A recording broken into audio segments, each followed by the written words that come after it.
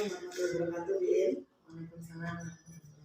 Sini ada beberapa pertanyaan yang saya ajukan ke Bu Ibu. Yang pertama, apa tujuan pembelajaran yang ingin Ibu capai?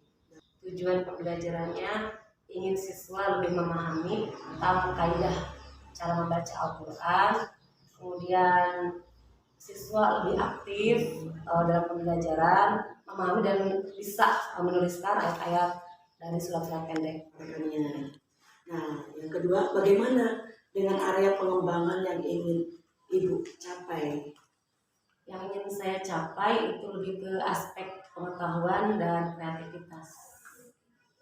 Bukan sekedar hanya pengetahuan, hanya tahu aja anak itu, tapi juga mampu. Sudah, bagaimana rencana pembelajaran yang ingin Ibu terapkan nanti di kelas? Untuk rencana pembelajaran, saya akan menggunakan pembelajaran berdiferensiasi sosial emosional gitu. Kemudian untuk penggunaan model pembelajarannya, insya Allah saya akan menerapkan pembelajaran cooperative learning. Kemudian metodenya itu nanti insya Allah ada unjuk kerja, ada pengisian LKPD juga gitu. Kemudian ada penugasan, tanya jawab. Rencana Ibu di kelas itu ya udah bermodel-model yang menggunakan beberapa metode media, bukan hanya ceramah saja, jadi menggunakan metode. Bagaimana dengan media pembelajaran yang akan Ibu gunakan nanti? Untuk media sendiri insya Allah nanti saya gunakan proyektor. Jadi nanti penyampaian materinya itu disampaikan berupa video pembelajaran.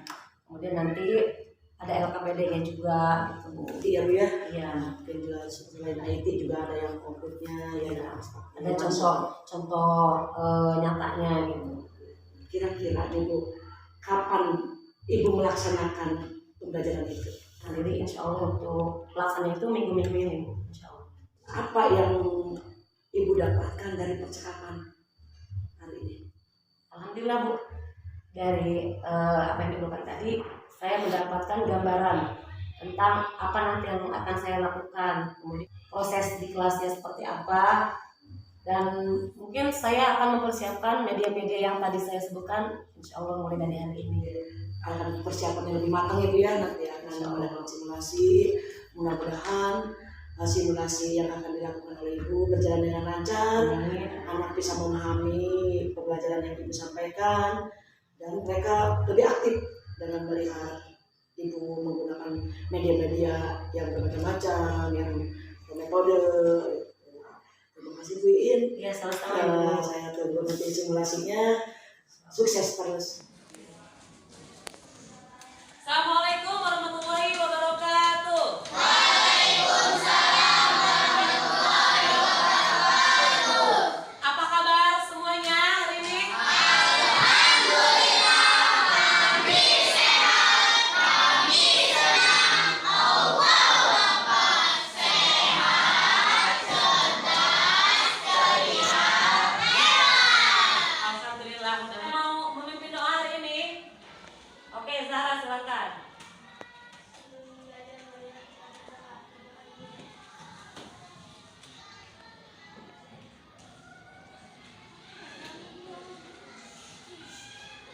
Ada yang tidak hadir? Ada yang tidak masuk hari ini? Siapa yang tidak masuk hari ini? Kira-kira kenapa mereka tidak masuk? Adakah yang tahu? Tidak ada kabar. Tapi mudah-mudahan kan besok mereka bisa kembali lagi ke sekolah belajar bersama kita. Amin ya rabbal alamin. Baik, sebelum belajar Ibu mau lihat semangatnya dulu. Bisa tepuk semangat. Saya bisa kuat, berani dan bersemangat. Saya bisa kuat, berani. Saya bisa kuat, berani. Saya bisa kuat, berani dan bersemangat. Ini yang akan kita pelajari pada hari ini.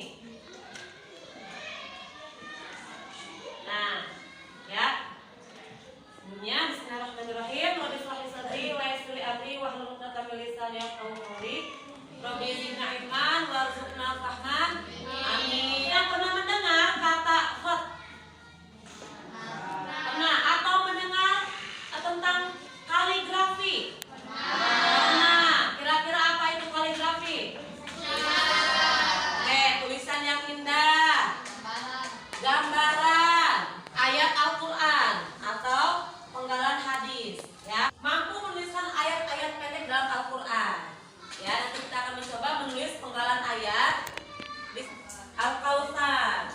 Yang kedua, mampu menyalin ayat Al-Quran dengan khot tulus dan khot nasri. Nah, dua khot ini yang akan kita bahas pada hari ini, ya. Siswa mampu membaca ayat Al-Quran dengan benar. Nah, di rumah suka ngaji? Suka. Ya. Apa itu khot? Jadi khot itu berasal dari bahasa Arab atau al-khot. Sering kita kenal al-khot yang artinya garis atau tulisan tangan. Ada 9 jenis khot yang biasa digunakan dalam penulisan kaligrafi di Indonesia. Ya. Ada yang kita kenal dengan khot nasri. Khot nasri biasa digunakan dalam penulisan Al-Quran. Nih, kalian juga punya. Nah, sama ini. Ya, ini jenisnya khot nasri. Yang khot itu punya keunikan tersendiri. Kenapa disebut nasri? Karena biasa digunakan untuk menasahkan. Apa itu menasahkan? Membukukan. Ya, memushafkan ayat-ayat Al-Quran supaya mudah Untuk lagi orang sedang sholat atau bentuknya bentuk kapal atau bentuknya bentuk masjid tapi kaligrafi tapi ayat. khot sulus. Ada yang bertanya? Silakan Pina. Mau menjawab? Sok. Silakan Mila. Oke, kita coba untuk menuliskan salah satu dari khot yang sudah dibahas tadi, ya. Bisa itu kalian gunakan khot nasri ataupun kalian gunakan khot sulus. Silakan. Untuk kelompok ini, Ibu kasih contoh. Kalian nanti boleh menyalin, ya, atau meniru dari kaligrafi yang ini. Silakan. Nah, yang ini silakan. Ibu punya beberapa gambar, nanti kalian tinggal mewarnainya saja, ya.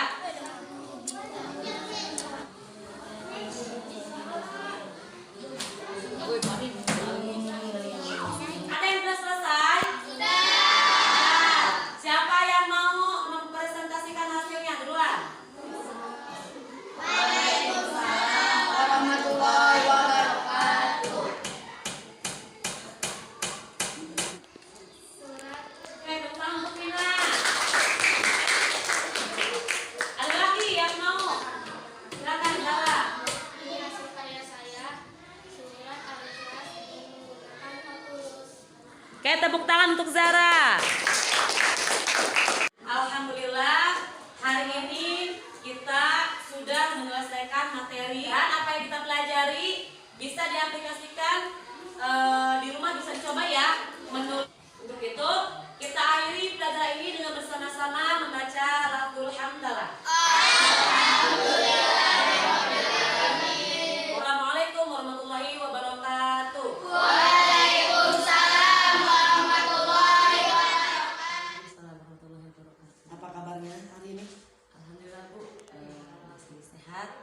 Bu Iin, waktu hari Jumat Ibu Iin melaksanakan simulasi, ya, di kelas. Nah, di sini ada beberapa pertanyaan yang saya akan tanyakan ke Bu Iin. Bisa? Insya Allah. Yang pertama yaitu bagaimana perasaan Ibu Iin terkait dengan jalannya kegiatan observasi yang sudah dilakukan Bu Iin. Di awal kegiatan sih tegang Bu ya, tentunya bisa enggak nih gitu. Jadi, menyampaikan materinya totalitas enggak gitu. Terus mereka juga bisa menangkapnya dengan baik atau tidak, karena dari persiapan sendiri itu banyak kendalanya. Banyak kendala yang dihadapi, kemudian waktunya juga mepet karena kan hari Jumat, jadi persiapan juga satset gitu. Nah, yang kedua, bisa diceritakan kembali sama Bu Iin bagaimana area pengembangan yang Ibu kembangkan di kelas, kemudian langkah-langkah yang sudah dilakukan di kelas.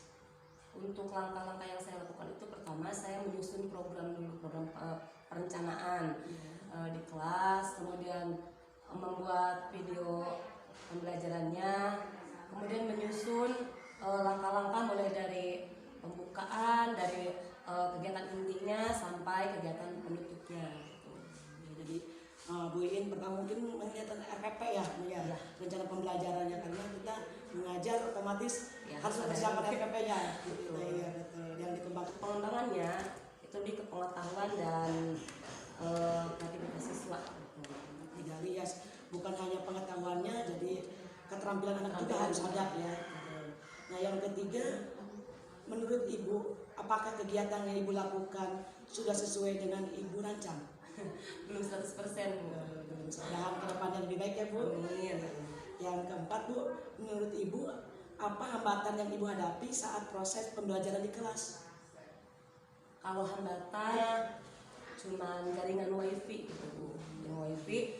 Terus dari persiapan itu hampir video itu tidak bisa Bayangkan ya. tayangkan gitu karena proyektornya juga ada gangguan sedikit gitu. Tapi alhamdulillah masih bisa diatasi. Yang kelima, apa harapan atau refleksi Ibu untuk pembelajaran selanjutnya?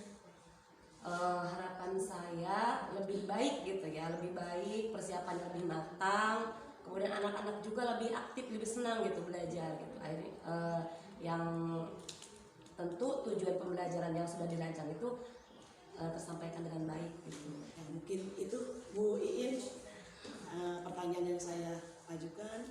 Terima kasih atas waktunya. Sama-sama Bu. Sukses terus Bu Iin. Amin. Semangat. Assalamualaikum. Waalaikumsalam.